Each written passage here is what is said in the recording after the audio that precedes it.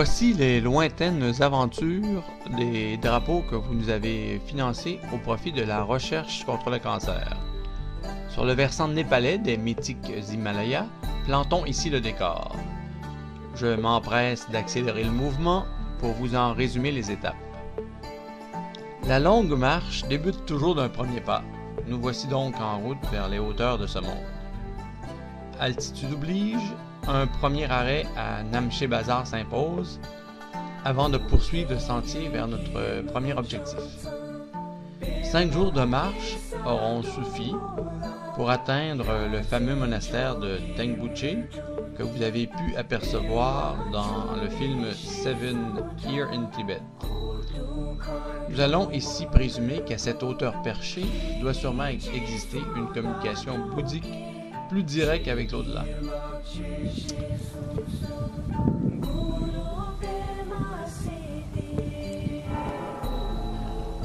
Voilà l'appel que nous attendions pour aller tenter d'obtenir la bénédiction de nos drapeaux de prière.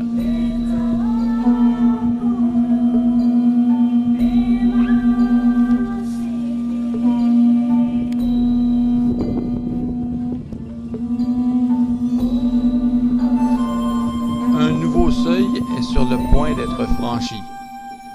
Sans doute pas aussi éveillé que certains autres à toutes ces choses qu'il y a à l'intérieur, je vais tout de même suivre le mouvement religieusement.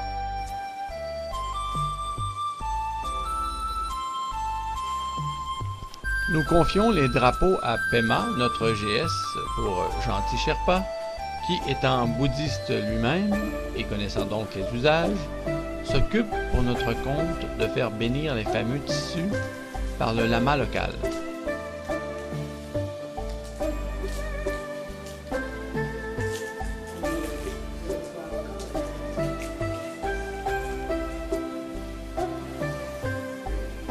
Nos drapeaux respectant sans doute la norme ISO 9001, ils auront finalement droit à la sacralisation et quelques minutes plus tard, nous les voilà de retour avec la certification désirée.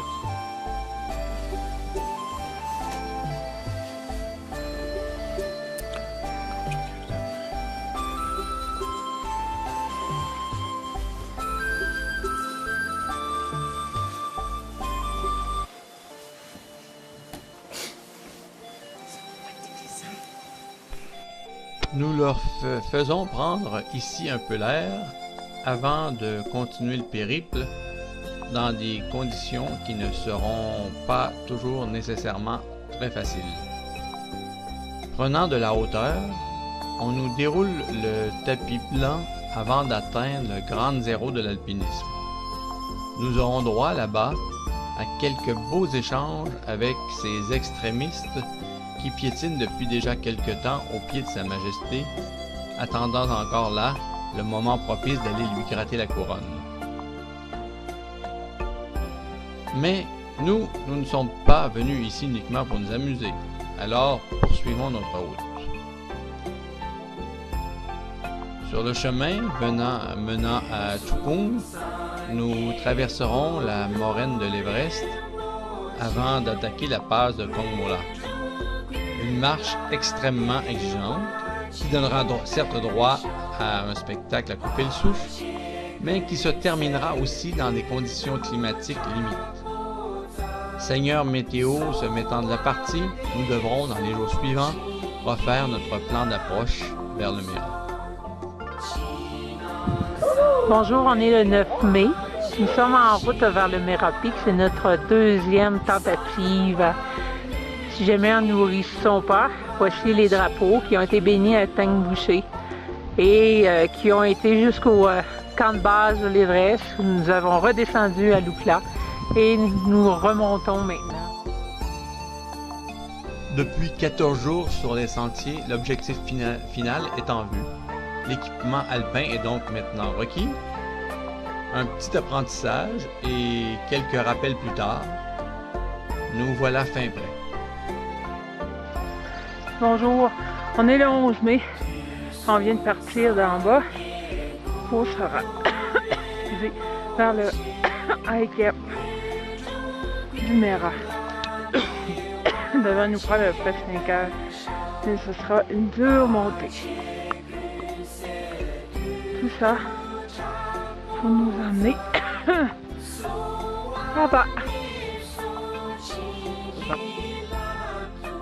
Accompagnés de nos Sherpas, nous voilà en route vers le fameux camp d'altitude.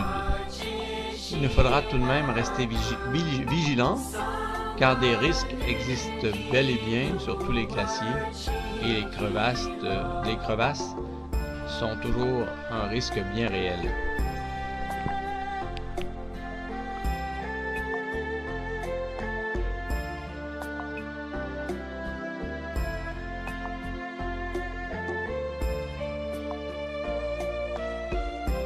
Voilà que la tente est montée. Nous avons maintenant tout juste le temps d'un petit roupillon avant d'entreprendre la prochaine montée finale qui débutera vers 3 heures du matin. Durant cette montée, des vents violents de plus de 160 km/h jetteront quelquefois Julie au sol, ce qui augmentera significativement les risques potentiels. Mais, ultimement, nos efforts porteront, et voilà le travail. Comme promis, quelques heures plus tard, nous déployons les fameux drapeaux au sommet du Mont Méru.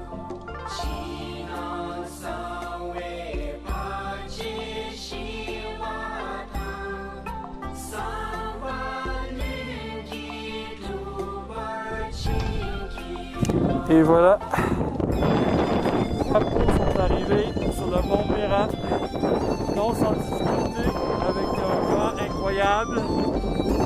Et, promis, nous avons réussi à les amener. Et en arrière-plan, vous voyez ici le mont Everest. Dominant le paysage, le toit du monde nous surplombe encore de quelques 2500 mètres. Cependant, la vue d'ici n'en est pas moins époustouflante. Voilà, les objectifs du voyage ont tous été atteints et nous prenons ici une dernière fois la pause pour vous remercier des sommes qui ont été remises à la fondation du Cyclodéfi contre le cancer. Il nous faut néanmoins maintenant redescendre, car si la vie nous permet parfois d'aller hisser le drapeau de la destinée, elle nous impose toujours un retour au camp de base. Là, à 5800 mètres, nous y laissons vos drapeaux.